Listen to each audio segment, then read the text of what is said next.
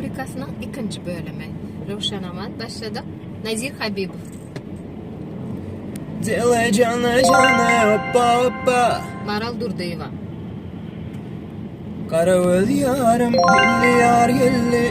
Halil Pamuk Balhacıyev.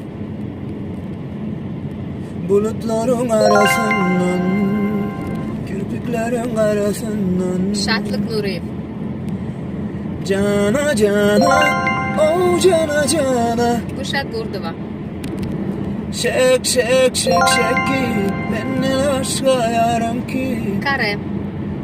Takacağım. Geçen bir biliyor. Половина моя, половина моя. Отлично.